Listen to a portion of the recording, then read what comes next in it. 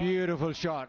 রাওয়ালপিন্ডির ২২ গজের ধ্বংসস্তূপে যেন ফিনিক্স পাখি হয়ে উড়লেন লিটন দাস ও মেহেদী মিরাজ।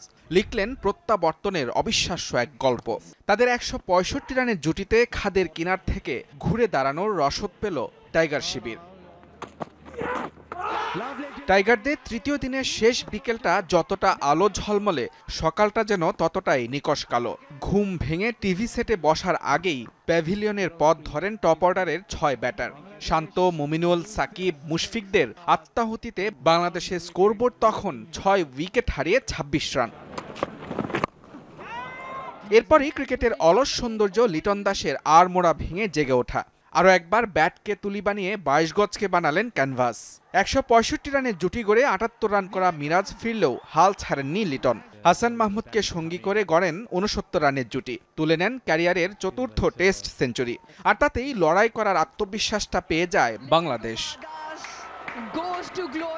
১৩৮ করে লিটন ফিরলে প্রতিরোধ ভাঙে হাতুড়ো শিষ্যদের। ২৬২ রানেই থামে টাইগারদের প্রথম ইনিংস। ৬ উইকেট শিকার করে পাক পেসারদের ব্যর্থতার বৃত্ত ভাঙেন খুররাম শেহজাদ। সঙ্গীর অভাবে ব্যাট হাতে অপরাজিত থাকা হাসান মাহমুদ এরপর জ্বলে উঠলেন বল হাতে। তার জোড়া শিকারে কুড়িয়ে পাওয়া আত্মবিশ্বাস আরও সমৃদ্ধ হলো বাংলাদেশের। ভক্তরাও তাই তো এখন স্বপ্ন বুনছেন রাওয়ালপিন্ডিতে লেখা হবে পাকিস্তানকে হোয়াইট ওয়াশের ইতিহাস। মুজরে বিন তারেক, যমুনা স্পোর্টস।